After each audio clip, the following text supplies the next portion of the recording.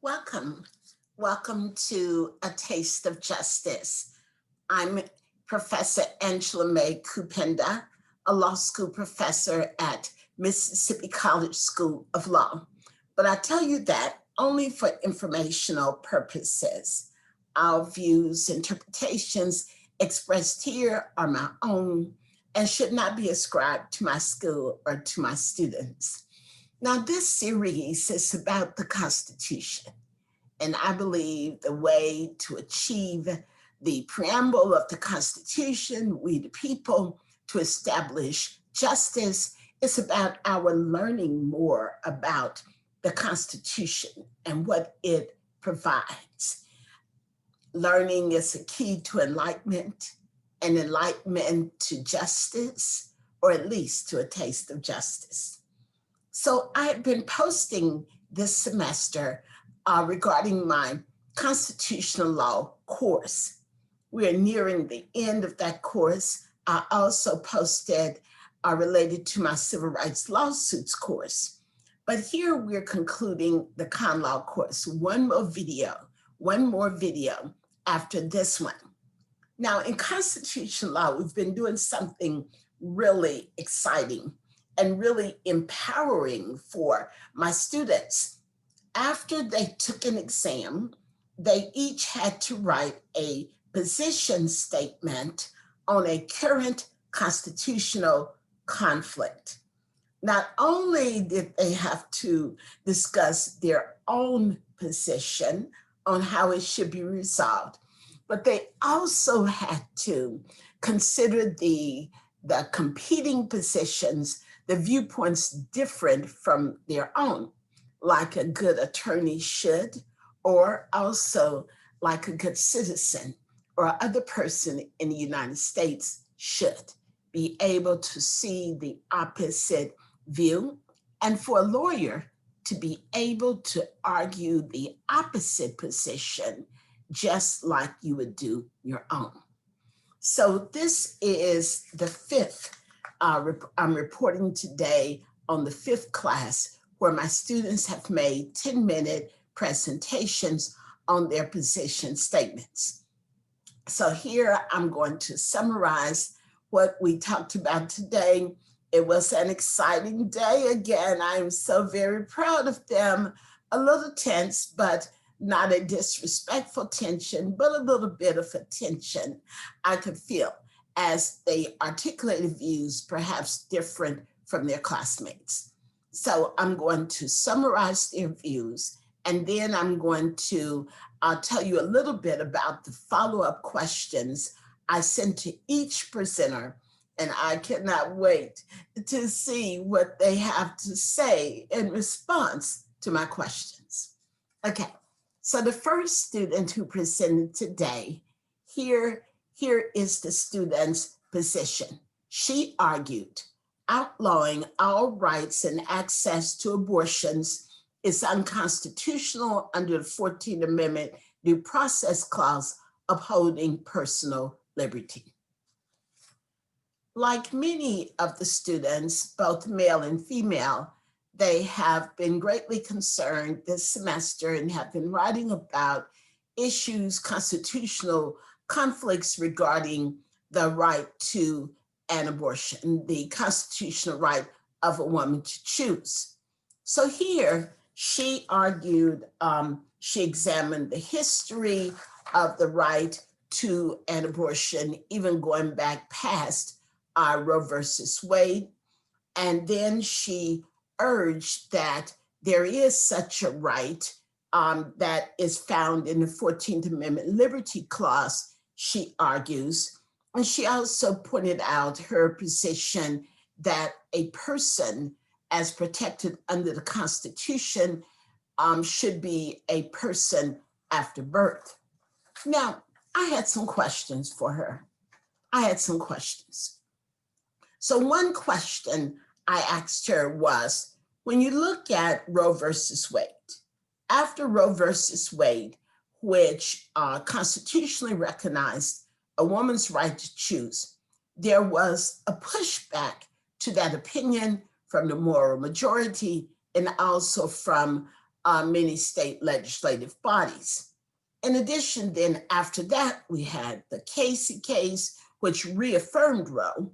But before Casey, we had several cases where the court said that a right to have an abortion does not include a right for a woman who is impoverished to have her abortion paid for. The court said that is not included in the woman's right to choose. So as we look at all of these cases, I asked her, if you consider Roe versus Wade here, has there been a constant whittling away at a woman's right to choose?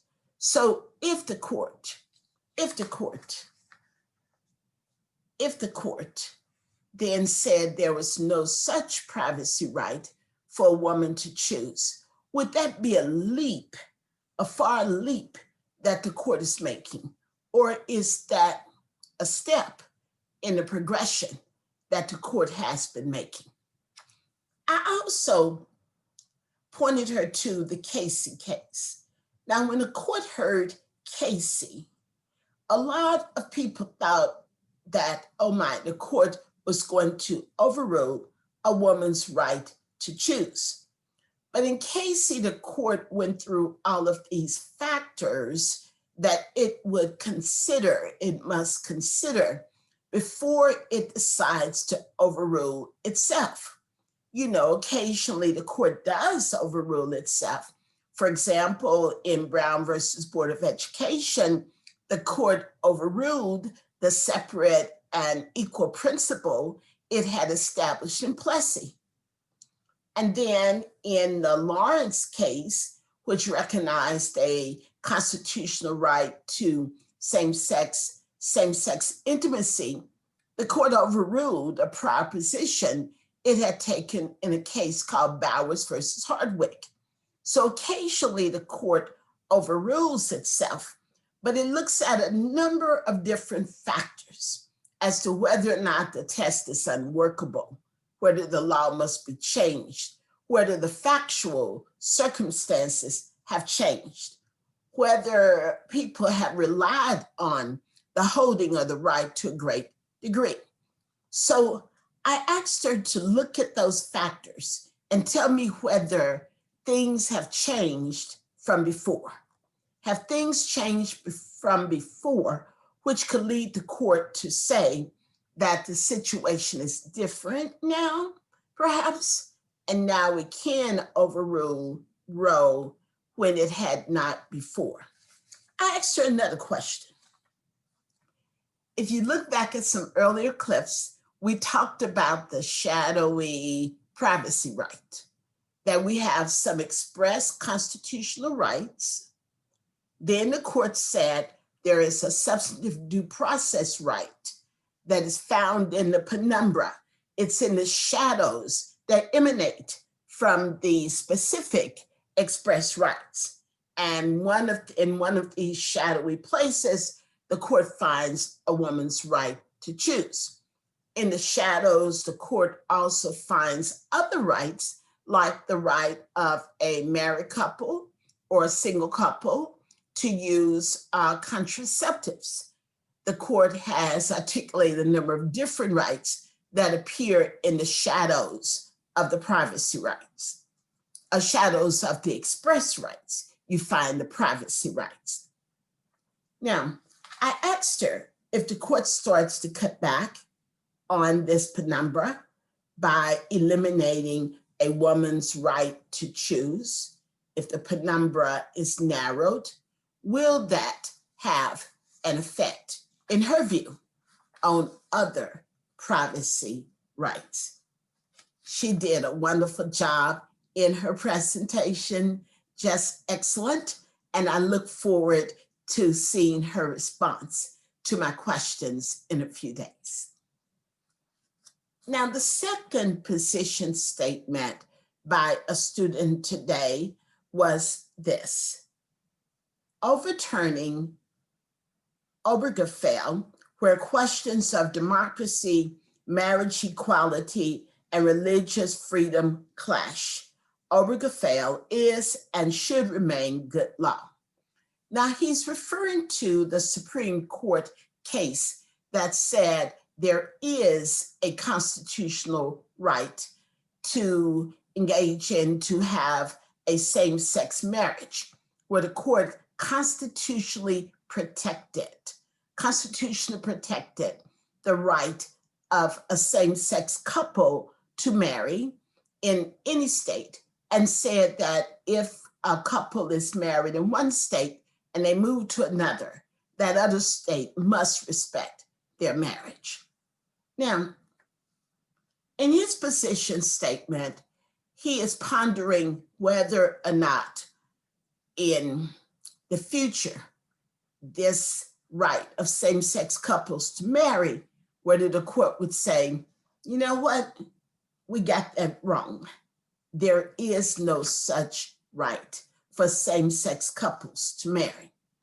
Now, he argues in his position statement that there is no conflict between the right of same-sex couples to marry with the free exercise of religion clause in the Constitution. You know, some argue that same-sex marriage is an infringement on their right of free exercise of religion. And some say that if it's against their religious beliefs, then even if they work in the government, they should not be required to issue a marriage license to a same-sex couple. Now, he did a very interesting argument. He said, well, the government can regulate same-sex marriage, but the government cannot regulate same-sex marriage in some of the ways that the government has attempted.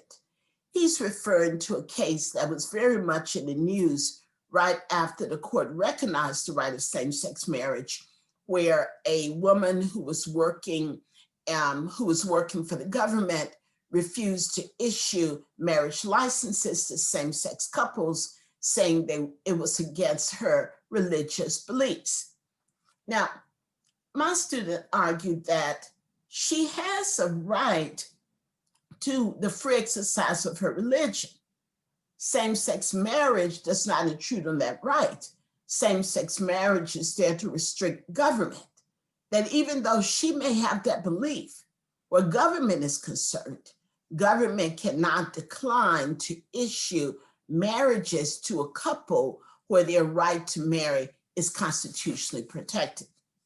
Now, an interesting argument. I had some questions for him. He said that government can regulate same-sex marriage to some degree. And of course, my question was, in what ways can government regulate same-sex marriage? What types of regulations would you consider to be valid under the Constitution and as to the constitutional right? I asked him some similar questions to the questions that I had posed to the earlier presenter about abortion. I asked them, would the court, if the court considered overruling itself as related to Obergefell, look, I have difficulty saying that, as related to same-sex marriage, how would the court apply those principles from the Casey case? You know, well, for example, for one, have people relied on the court's decision that there is such a right to same-sex marriage? Now, I had a few other questions for him. One was, what if the court says, you know what, we got it wrong? What if a majority on the court says there is from now on no such right to same-sex marriage? If that did happen, is there anything that Congress could do? Could Congress pass some type of law that would withstand constitutional scrutiny that could restore such a right to same-sex couples? And I posed that and some more questions to him. And like I said, he did a very wonderful job on this presentation. So I'm sure he's going to come back with some answers to those questions, because this issue and concerns that the court may actually cut back on certain constitutional rights are very much concerns about concerns of many in our country. Now let's go to the third position statement. The third and the fourth position statements both dealt with affirmative action. And so here is, here is his position statement.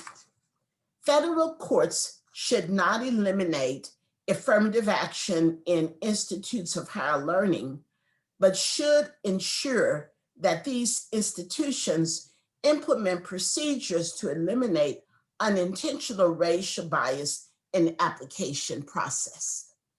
Now, he did a great job on his statement, but of course I had some questions. One question was, why are you focusing only on affirmative action as related to race? What about affirmative action as related to gender? Will you find that permissible? Well, he said affirmative action related to race was permissible, but I was wondering why only that focus? And he gave a very interesting response. He said, well, he didn't think that women needed affirmative action because he believed that women were naturally smarter than men.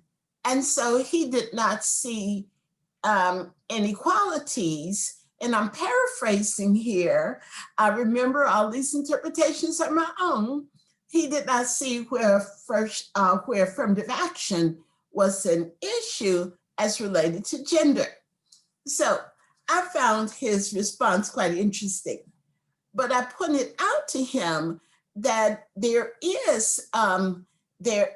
are studies and there are data on this that suggests that women do benefit from affirmative action. Some scholars argue that the major beneficiary of affirmative action, the major beneficiaries are white women. And so, and we looked at some other cases earlier this semester. I did a clip where I did conversations from the back porch, and where we talked about gender and we talked about race and affirmative action, and how some find gender affirmative action more tolerable than they find affirmative action based on race. In his presentation, he talked about something very, very fascinating.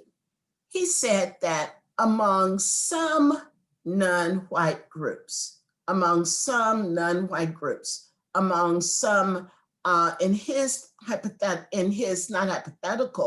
his research, he referred to Asians, that their scores on the standardized exams could be very high. But then some of the universities were ranking them lower on social ability. And so what does it mean to be social or on social ability? So he said some universities are saying, yes, Asian Americans have high scores on their standardized exams, but we don't know if they're sociable with us. Now, that really gave me some pause. I had to ask him about this. And how do you determine this? And is this just a disguise to use implicit bias? And he had a number of very good responses to my questions. And of course, I followed up with more questions to him. So his argument is that we should look at the implicit bias. And my question was, how can people who have implicit bias, root out implicit bias, right? Oh, we just had a wonderful discussion on this issue of affirmative action and diversity. And I sent him a whole paragraph or so of questions, and I can't wait to hear his response. Now, the next position statement, I remember he was in favor of affirmative action and diversity programs based on race. But the next presentation from a student, she was opposed. Here's her statement. Affirmative action in California's universities admission should be based on merit and not race. And then after I questioned her, she said that she does include race and gender. She does not believe that affirmative action should be used for individuals in those groups. Her argument is, instead of waiting until the higher education, and she was looking at higher education, she was especially looking at some programs in California. She said, instead of waiting until higher education and then using affirmative action, she said that other measures should be taken so that individuals would have the same opportunity in terms of performing on merit-based criteria. You know, there were some questions in the class, and one question was that even if an individual performs well, even if a non-white individual performs well on merit-based tests, does that ensure them that they will not still be subjected to some type of implicit or maybe systemic bias that prevents them from moving forward unless they had the benefit of some type of a diversity program? And so she, we had a really engaging conversation. Her argument about going back to the schooling at an early age, I told her she sounded some like Justice Clarence Thomas in his concurring in part, dissenting in part opinion to Grutter about diversity. And she also sounded some like Justice Kennedy, who concurred in part, who sort of stood in the middle of a case called Parents Involved, and he was proposing a number of non-race-based steps that could be taken to ensure diversity, but not in the sense of a diversity program. So we had an amazing conversation. She did a very good job, and I sent her a lot of follow-up questions in terms of her position and how do we go about achieving a better and a more equal society, in other words, to achieve justice. Now, the last two presentations were also related. The presenters, wait, I'm getting my notes here. The presenters are really, I don't know what the word would be, I won't say fed up, they are really tired of the conflict that is going on or was going on related to the Supreme Court justice appointments. Now, this is one student's position. It is constitutional for the Senate to use their powers granted under Article 2, Section 2, Clause 2 of the Constitution for the purpose of delaying a president's Supreme Court justice nomination. So the student says that the Senate does have the power, if they have the votes, right, to hold up a president's nomination for a Supreme Court justice appointment. But the student said, just because the court has the power, doesn't necessarily mean the court should take that step. I'm getting my papers straight here. It does not mean the court should, it does not mean the Senate should do that. Just because the Senate has the power does not mean the Senate should do that. You all know I don't multitask very well, but I'm back now. So the student argued that there should be some type of federal rule, some type of federal law that specifies at what point a president can nominate a justice to the US Supreme Court. Can the president nominate a justice in the president's third year, or in the president's fourth year, or halfway through, or a month away from election? The student, she was arguing that there needs to be some type of rule so that we don't have the chaos of trying to figure out, we don't have the divisiveness of trying to figure out, you didn't go forward one time, the Senate didn't go forward for one president, now they rush forward for another. She just wants some specific rules to follow. Now, that was a very interesting position statement. She also did a very good job. But I had a few follow-up questions. One was, what if the Senate comes up with this rule?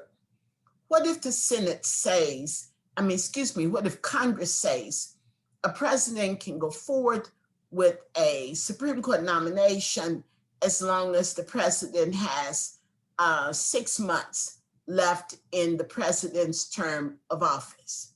Now, what if Congress does pass such a rule and pass it with the president signing it or over a presidential veto? What if Congress passes that rule? Then what?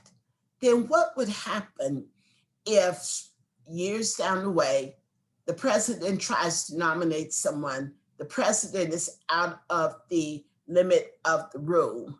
What would happen with that?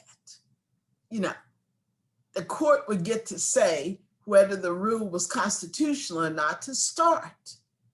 So a rule may give some guidance, may resolve it, and it may not. So she had a very interesting statement. I really enjoyed her presentation, and I can't wait to see what her responses are to my questions. And this is the final one for today. The student's position was this: implementing term limits for Supreme Court justices will likely depoliticize future justice nominations and is not outside the parameters of the Constitution. Now, the student argued that a federal law should be employed to state that Supreme Court justices do not serve for life as a Supreme Court justice. He argues that Supreme Court justices should have term limits. And after their term is done, then they could serve, in some type of senior capacity. He said they could serve on a court of another federal court of appeals or what have you. Now, the question was, he believes that such a term limit is constitutional. Now, I'm teaching my students remotely. One student stayed around after the discussion. He said, I had one more question. For him. And his question was, if you look at the Constitution, we have the Supreme Court and we have inferior courts. His argument was that Supreme Court justices are appointed for life in the Supreme Court, and to remove them to being appointed to a lower court then was outside of the reach of the Constitution in his view. So I can't wait to see how my presenter responds to my questions. And I also included the question from his classmate. So he did a great job. All of the presenters did a wonderful job. I'm so proud of my students. Now, if you ask me, do I agree with all of their positions? Well, that is not my job in the classroom as to whether I agree or disagree.